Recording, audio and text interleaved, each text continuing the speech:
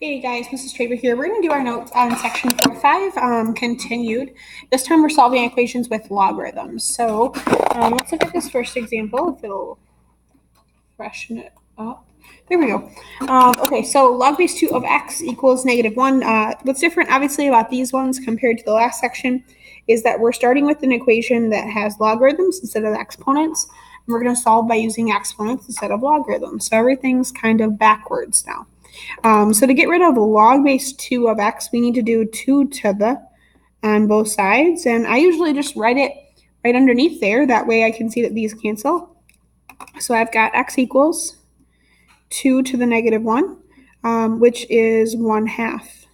So there's my answer for number 1. Pretty straightforward. Let's try another one. What if I had log base 3 of x equals 28/4? So we want to do undo this log base 3. So I'll do 3 to the on both sides. So those will cancel. And I've got x equals 3 to the 28/4. So this is some calculator math through and through here. We're going to type in 3 to the parentheses 28/4, which is 2,187, which is, by the way, 3 to the 6th. So 2,187. All right, on to the next, number 3. What if we had 16 times natural log of x equals 30? Well, what's different about this one, other than the fact that it's natural log, is that we don't have the logarithm by itself yet. So we need to first divide out that 16 on both sides. So I've got natural log of x equals 30/16.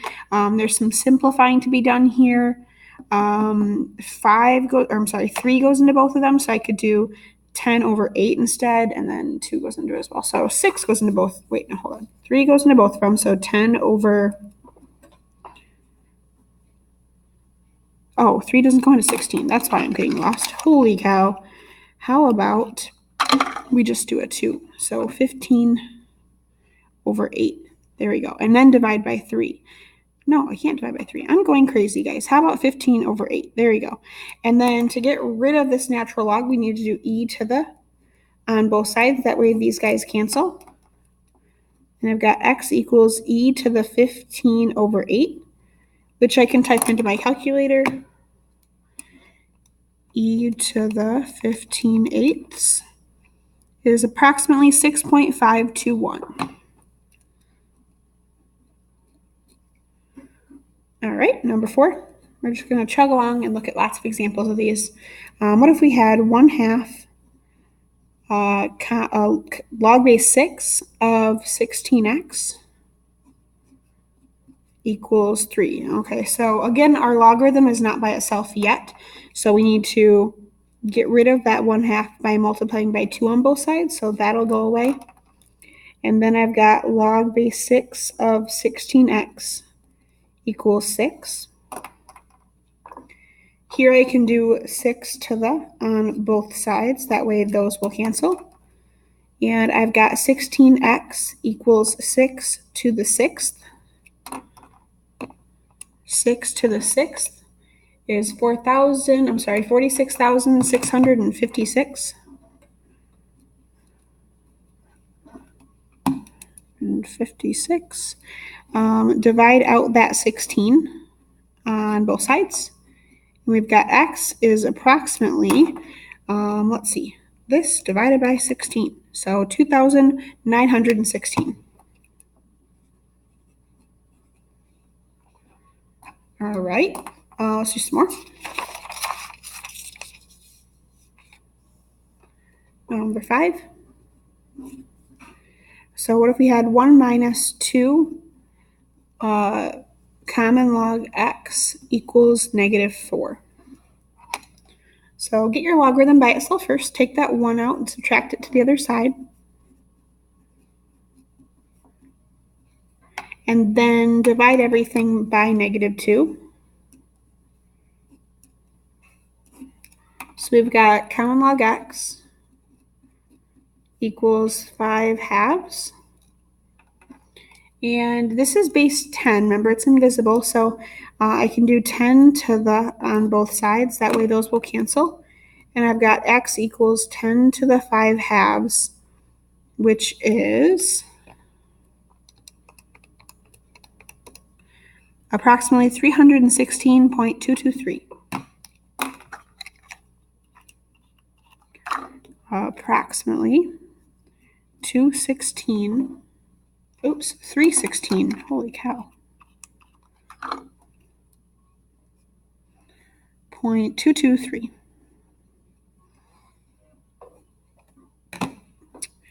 All right, number 6. Let's do log base 5 of 2x plus 15 equals log base 5 of 3x. So notice this one's different than the last. We did 5 of one type, and this is a little bit different for the rest. We've got log base 5 on both sides. Since it's the same base of the logarithms, when I do 5 to the on both sides, those will cancel right off the bat. And you could just skip that step, and once you notice the log base 5 is on both sides, you can just jump right to what's on the inside equal to what's on the inside. And so from there is pretty straightforward. We've got 15 equals x. Let's do another like that. So if I had natural log of 4x plus 1 equals natural log of 2x plus 5, because my natural log is on both sides and by itself, those will just cancel, and then I can solve from here. So I've got 2x plus 1 equals 5. So I've got 2x equals 4, so x equals 2. All right, another one, number 8, we'll do log base 8 of 11 minus 6x equals log base 8 of 1 minus x. Our logarithms are the same base on both sides, so those are gone. And I just want to get everything to the same side, so I'm going to add 6x over here, and I'm going to take away 1 over here. So I've got 10 equals 5x, so x equals 2. All right, let's do one last one. This will be kind of a cool one to end on. What if we had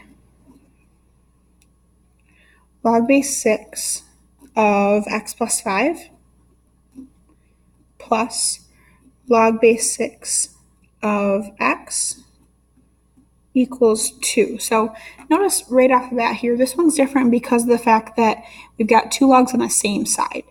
Remember our logarithmic properties say that when we have a common base and logs are on the same side like this, we can just, actually I'm going to change my problem a little bit. First off, I'm going to make this be a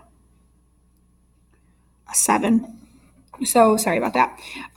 When we have a common base, we can rewrite this with properties of logarithms as x plus 5 times 7. So remember, product turned into add. So I just condensed it. And now let's multiply this out, and we'll get 7x plus 35 equals 2. To get rid of this 6, this log base 6, we'll do 6 to the on both sides. So I've got 7x plus 35 equals 6 squared, which is 36. I can take away 35 from both sides, and I've got 7x equals 1. So x equals 1/7. So sometimes you have to use properties of logarithms there. So this one here was a condense from the product property. All right, one more. I'm going to kind of build off of this last problem. So this is the problem I was going to originally do, is log base 6 of x plus 5 plus log base 6 of x. So what's changed here is I traded out the number for an x. So that's going to actually make this be a few more steps. So let's do what we did in the last one. We're going to condense using that product property again. So this turns into log base 6 of this times this. So x times x plus 5, which is log base 6 of x squared plus 5x equals 2.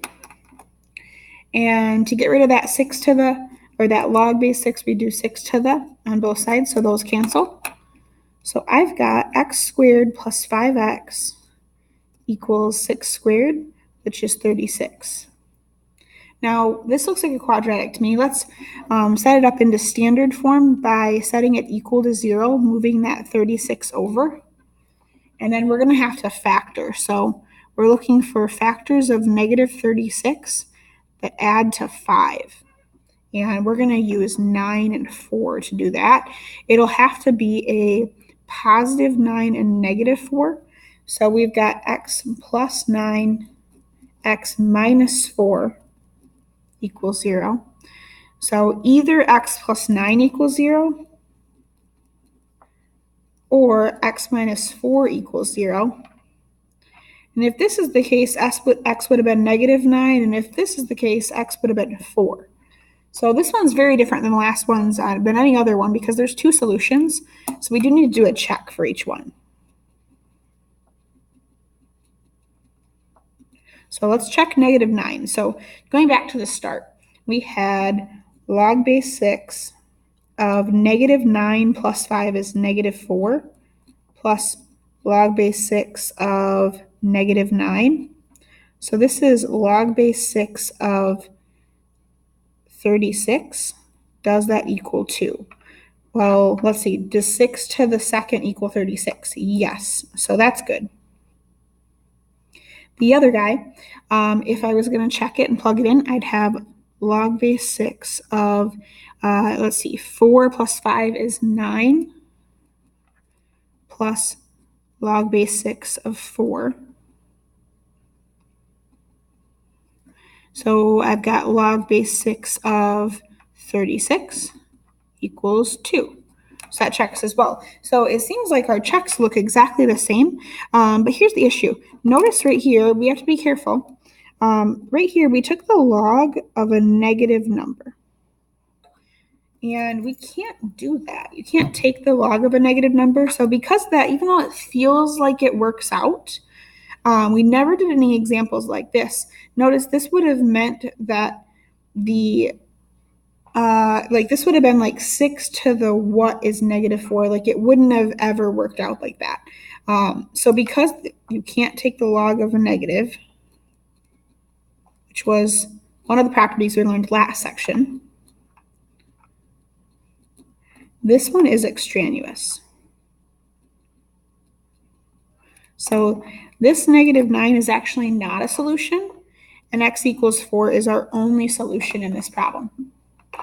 So that one's a little tricky. It only comes up when we're going to end up having to do a product from the condensing property of products. Other than that, though, the rest of them were pretty straightforward, I think. And hopefully this helped out. I will see you guys next time.